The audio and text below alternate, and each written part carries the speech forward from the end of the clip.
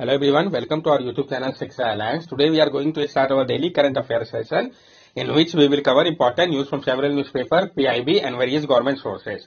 So let's begin our session. Our first topic is Government block 45 videos from 10 YouTube channel. Government ने block कर दिया है 45 videos को 10 YouTube channel का। तो ऐसा क्यों किया गया, उसमें किस टाइप के कंटेंट हम इसको समझेंगे। Information and Broadcasting Ministry has blocked 45 videos from 10 YouTube channels as they allegedly contain hate speech against religious community and spread communal disharmony. जो इन्फॉर्मेशन एंड ब्रॉडकास्टिंग मिनिस्ट्री है उन्होंने ब्लॉक किया है 45 वीडियो को 10 यूट्यूब चैनल का। Allegedly ये जो थे कंटेन कर रहे थे हेट स्पीच को रिलीजियस कम्युनिटी के खिलाफ और ये कॉमन डिसहार्मनी फैला रहे थे। की हाईलाइट क्या है, the video were block under the relevant provision of the information technology intermediary guidelines and digital media ethics rule 2021। ये जो वीडियोस है इनको ब्लॉक किया गया है जो रिलेवेंट प्रोविजन था information technology intermediary guidelines and digital media ethics code rule 2021 के अंतर्गत। कंटेंट में क्या था, तो फेक न्यूज या मॉर्फ वीडियो थे। फॉल्स क्लेम किया जा रहा था कि गवर्नमेंट जो है वो रिलीजियस राइट ले रहा है सर्टेन कम्युनिटी का। वायलेंट थ्रेट था एक रिलीजियस कम्युनिटी के खिलाफ। डिक्लेरेशन था सिविल वॉर का इंडिया के खिलाफ। हेट स्पीच होता क्या है, it is an incitement to hatred primarily against a group of person defined in terms of race, ethnicity, gender, sexual orientation, religious belief and the like to 67 report of the Law Commission of India। ये जो है hate speech ये एक incitement होता है hatred का primarily किसी group के पर्सन के खिलाफ जिसको डिफाइन किया गया है race, ethnicity, gender, sexual orientation, religious belief या जैसे 267 रिपोर्ट जो है लॉ कमीशन ऑफ इंडिया का जिसमें बताया गया है। Section 69A of the information technology act, हम जानेंगे सेक्शन 69A के बारे में इंफॉर्मेशन टेक्नोलॉजी एक्ट का। It confers on the central and state government the power to issue direction to intercept, monitor और decrypt any information generated, transmitted, received और stored in any computer resource. ये जो है confer करता है central और state government को power की इश्यू कर सकता है डायरेक्शन, इंटरसेप्ट करने का, मॉनिटर करने का व डिक्रिप्ट करने का किसी भी इंफॉर्मेशन को जो कि जनरेट हो, ट्रांसमिट हो, रिसीव किया जाए व स्टोर हो किसी भी कंप्यूटर रिसोर्स पे। Ground on which this power में बी एक्सरसाइज, क्या ग्राउंड है जिसके होने पे इस पावर का यूज किया जा सकता है। तो अगर वो इंटरेस्ट में हो सॉवरेनिटी और इंटेग्रिटी के भारत के, डिफेंस की बात हो भारत के, सिक्योरिटी की बात हो स्टेट का, फ्रेंडली रिलेशन का अगर बात हो फॉरेन स्टेट के साथ, पब्लिक ऑर्डर प्रिवेंट करने के लिए, इंसाइटमेंट जो कमिट कर हो कॉग्निजेबल ऑफेंस को जो कि रिलेटेड हो इन सब से। तो ये सारे ग्राउंड है जिसमें कि इस पावर को यूज किया जा सकता है। नेक्स्ट टॉपिक है हमारा थमरी पारानी रिवर। तो हम जानेंगे थमीरा पारानी रिवर के बारे में। तो ये रिवर किस स्टेट में पड़ता है, डायरेक्ट क्वेश्चन फ्रेम किया जा सकता है। इस रिवर के बारे में जानेंगे। District administration of Tirunelveli in Tamil Nadu along with Bengaluru based non-profit entry are using a hyper-local approach to restore one of South Asia oldest river, Thamri Barani। जो डिस्ट्रिक्ट एडमिनिस्ट्रेशन है तिरुनेलवेली के तमिलनाडु के साथ साथ Bengaluru based non profit entry जो है वो use कर रहा है हाइपर लोकल अप्रोच को ताकि वो रिस्टोर कर सके एक साउथ एशिया के ओल्डेस्ट रिवर थमरी बरानी को। The restoration project is called Thamira SCS और ये जो रिस्टोरेशन प्रोजेक्ट है इसको तमीरा एससीएस कहा गया है। तो तमीरा एससीएस प्रोजेक्ट किस स्टेट के लिए किस चीज के लिए है, तो रिस्टोर करने के लिए जो एक साउथ एशिया का ओल्डेस्ट रिवर है उसके लिए है, तमीरा पारानी रिवर के लिए। इस रिवर के बारे में हम जान लें। It is the only perennial river in Tamil Nadu, ये एक लौटा पेरिनियल रिवर है तमिलनाडु का। It originate and end in Tamil Nadu. It originate in the Pottigai hills of the Western Ghat into Tirunelveli district. The river flow through Tirunelveli and the neighboring Thoothukudi and end in Gulf of Mannar at Punakoil। ये जो river है आपका originate करता है पोटिगाई hills में western घाट के टिरुनेलवेली district में।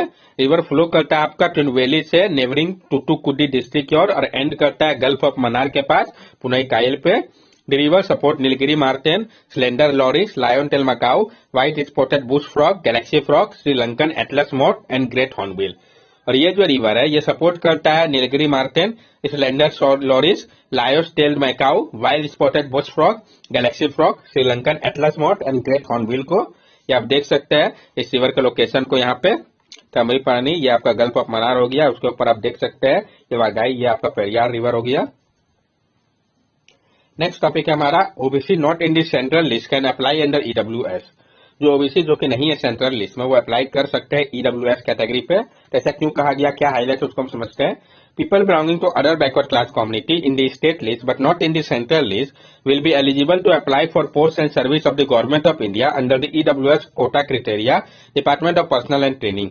जो department of personnel and training है उन्होंने बताया है कि जो पीपल बिलोंग करते हैं ओबीसी कम्युनिटी को, अदर बैकवर्ड कम्युनिटी को स्टेट में, लेकिन वो सेंट्रल लिस्ट में नहीं है, तो वो एलिजिबल है अप्लाई करने के लिए पोस्ट या सर्विस में गवर्नमेंट ऑफ इंडिया के ईडब्ल्यूएस कोटा क्राइटेरिया पे, अगर वो उस क्राइटेरिया को फुलफिल करते हैं तब।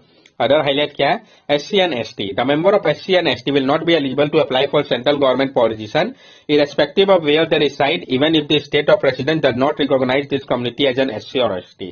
जो मेंबर है एससी एसटी के वो नहीं एलिजिबल है अप्लाई करने के लिए सेंट्रल गवर्नमेंट पोजीशन में, इरेस्पेक्टिव कि जहां वो रिसाइड कर रहे हैं, अगर वो स्टेट जो है रेसिडेंट को उनका नहीं रिकॉग्नाइज करता है उनको एससी एसटी कम्युनिटी के तौर पर। तो unfulfilled vacancy, unfulfilled EWS vacancy for a particular recruitment year cannot be carried over to the next and that successive attempt to fill this vacancy। जो अनफुलफिल्ड EWS वैकेंसी होगा particular recruitment year का, इसको carry नहीं किया जा सकेगा next year के लिए, सक्सेसिव अटेम्प्ट लिया जाएगा फिल करने के लिए इस वैकेंसी को। Residential plot, the definition of residential flat plot on the OM also include the commercial property. और जो डिफिनेशन होगा रेसिडेंशियल फ्लैट प्लॉट का ओएम पे वो इंक्लूड करता है कमर्शियल प्रॉपर्टी को भी। Original office memorandum for EWS recruitment exclude commercial property, जबकि ओरिजिनल ऑफिस मेमोरेंडम जो है ईडब्ल्यूएस रिक्रूटमेंट के लिए वो एक्सक्लूड करता है कमर्शियल प्रॉपर्टी को। Divided area, cases where residential plot of candidate is divided between an area in a notified municipality and an area not in a notified municipality। और जो केसेस होगा residential plot का candidate का, इसको divide किया गया है वैसे एरिया पे जो कि नोटिफाइड म्यूनिसिपैलिटी है और वैसा एरिया जो कि नहीं है नोटिफाइड म्यूनिसिपैलिटी पे। The criteria for exclusion should be apply to each of the area independently. और जो क्राइटेरिया होगा एक्सक्लूजन को लेकर वो अप्लाई करेगा अलग अलग में इंडिपेंडेंटली। फैमिली की अगर हम बात करें, for qualification EWS criteria will not include grandparents और एनी सिबलिंग और children above the age of 18। और क्वालिफिकेशन के लिए जो ईडब्ल्यूएस क्राइटेरिया है वो नहीं इंक्लूड करेगा ग्रैंड पेरेंट्स को या किसी भी सिबलिंग या चिल्ड्रन को अबव एज 18 के। Family earning, monthly pension payout and all other sources like salary, agriculture, business, profession, etc. for the financial year prior to the year of application will be counted as the family income। और जो monthly pension पे out या all other source होगा जैसे कि salary, agriculture, business, profession etcetera, financial year जब आप apply करने वाले होंगे उसके पहले का वो सब काउंट होगा फैमिली इनकम पे। आर्टिकल 342A क्या कहता है, it was inserted in the constitution of India through 102nd amendment. जो आर्टिकल 342A है इसको इंसर्ट किया गया था कॉन्स्टिट्यूशन में 102nd अमेंडमेंट के माध्यम से।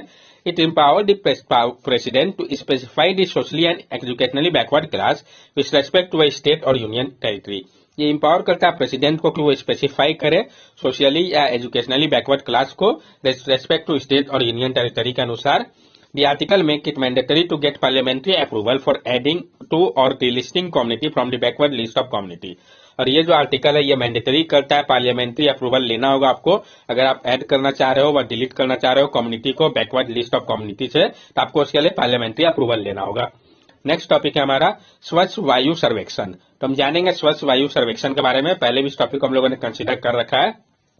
Ministry of Environment, Forest and Climate Change will rank 131 cities on the effort to reduce air pollution and not on the measurement of air quality parameter। तो ministry of environment, forest and climate change है वो rank करेंगे 131 city को जो वो effort ले रहे हैं रिड्यूस करने के लिए एयर पॉल्यूशन को, ना कि मेजरमेंट के ऊपर जो एयर क्वालिटी पैरामीटर है।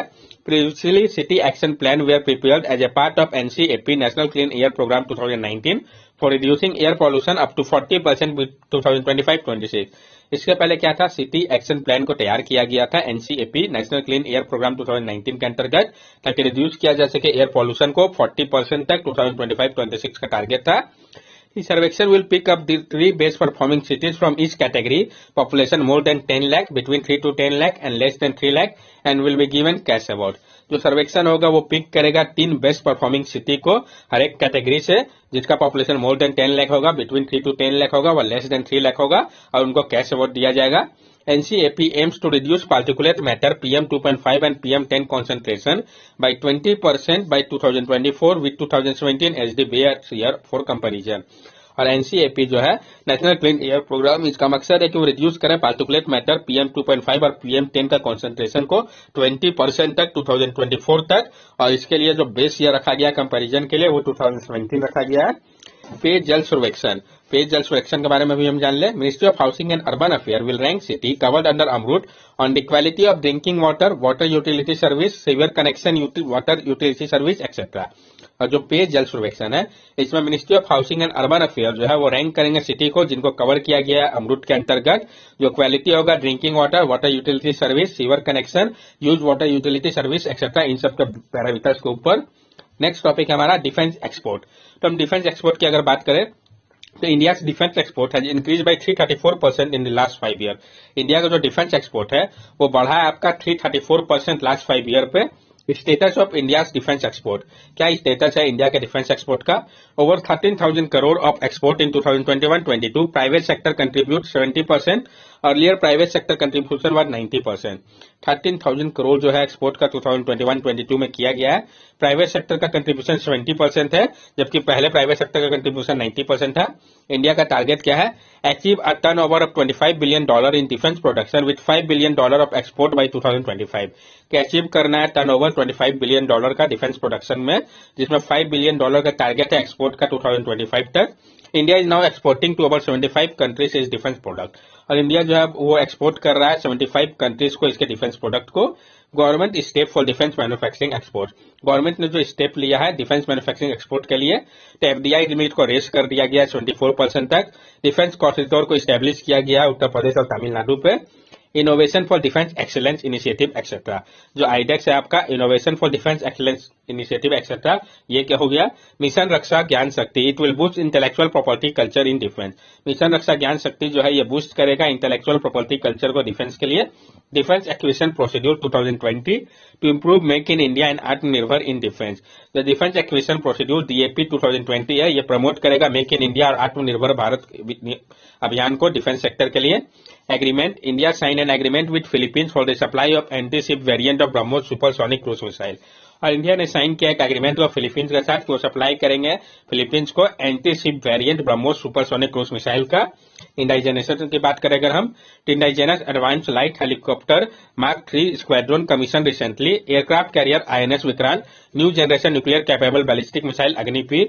जो indigenous advance light helicopter mark 3 squadron जिसको कि कमीशन किया गया अभी हाल ही में, aircraft carrier INS Vikrant, new generation nuclear capable ballistic missile Agniveer हो गया। नेक्स्ट टॉपिक है हमारा डिजिटल ट्रस्ट। तो डिजिटल ट्रस्ट हम क्या समझते हैं, इसका क्या इंपॉर्टेंस है, इसको देखेंगे। State of digital trust report 2022 has been release by ISSCA इसाका। तो कौन रिलीज करता है state of digital trust report को? इसको रिलीज किया जाता है इसाका ISSCA के द्वारा। Digital trust is the confidence user have in the ability of people, technology and process to create a secure digital world. Digital trust जो है ये कॉन्फिडेंस होता है यूजर का, ये इसका एबिलिटी है पीपल का, टेक्नोलॉजी और प्रोसेस का, जो कि क्रिएट करता है एक सिक्योर डिजिटल वर्ल्ड को। Digital trust is given to companies that have shown their user they can provide safety, privacy, security, reliability and data ethics with their online program और devices. जो digital trust है वो देते हैं उनके company को जो शो कर रहे हैं अपने यूजर को, प्रोवाइड कर रहे हैं सेफ्टी, प्राइवेसी, सिक्योरिटी, रिलायबिलिटी और डाटा इथनिक को उनके ऑनलाइन प्रोग्राम और डिवाइसेज के लिए। इंपॉर्टेंस इसका क्या है? Digital trust is a necessity in a global economy reliant on ever increasing connectivity, data use and new innovative technology. To be trustworthy technology must be secure, ensuring connected system confidentiality, integrity and availability, as well as responsibly use. The lack of assurance digital these two aspects had led to digital trust deficit. और जो digital trust है वो एक necessity है global economic Reliance के लिए, और जो आज इवर इंक्रीजिंग कनेक्टिविटी, डाटा यूज और न्यू इनोवेटिव टेक्नोलॉजी है उसके कारण ट्रस्टवर्दी टेक्नोलॉजी को सिक्योर होना चाहिए जो इंश्योर करें कनेक्टेड सिस्टम, कॉन्फिडेंशियलिटी, इंटीग्रिटी और एबिलिटी को, साथ साथ रिस्पॉन्सिबली इसका उपयोग होना चाहिए। जो कमी है एश्योरेंस का इस दो एस्पेक्ट में, इसके कारण डिजिटल ट्रस्ट में डेफिसिट देखा गया है। नेक्स्ट टॉपिक है हमारा आयुर्वष्टि योजना। तो हम जानेंगे आयुर्वष्टि योजना के बारे में। It is a central sector scheme under Ayush Ministry to roll out authentic classical Ayush intervention for promoting community healthcare and establishing the Ayush Medical Health Unit. ये एक सेंट्रल सेक्टर स्कीम है, आयुष मिनिस्ट्री के अंतर्गत आता है, जिसके अंतर्गत roll out करना है ऑथेंटिक क्लासिकल आयुष इंटरवेंशन को, ताकि प्रमोट किया जा सके कम्युनिटी हेल्थ केयर को इस्टेब्लिश करके आयुष मेडिकल हेल्थ यूनिट को। आयुष है क्या? तो AYUSH is an acronym for Ayurveda, yoga, naturopathy, Unani, सिद्धांत, homeopathy and are the 6 Indian system of medicine prevalent and practice in India and some of the neighbouring Asian country. जो आयुष है ये एक्रोनीम है आपका आयुर्वेद, योगा, नेचुरोपैथी, यूनानी, सीधा एंड होम्योपैथी के लिए। ये 6 इंडियन सिस्टम है मेडिसिन का जो कि प्रिविलेंट थे और प्रैक्टिस किए जाते थे भारत में और कुछ नेबरिंग एशियन कंट्री पे। Ministry of Ayush, ministry of the government of India is responsible for developing education, research and propagation of traditional medicine system in India. और जो मिनिस्ट्री ऑफ आयुष है जो कि एक मिनिस्ट्री है गवर्नमेंट ऑफ इंडिया के अंतर्गत, ये रिस्पॉन्सिबल है डेवलप करने के लिए एजुकेशन को, रिसर्च को और प्रोपोगेट करने के लिए ट्रेडिशनल मेडिसिन सिस्टम को भारत में। That's all for daily current affair session. अगर आपको हमारी वीडियो अच्छी लगी हो तो हमारे चैनल सब्सक्राइब करें, हमारे वीडियो को लाइक करें और ज्यादा से ज्यादा शेयर करें। These are our social media link. From here also you can stay connected with us and give us your valuable feedback. Thank you and have a nice day.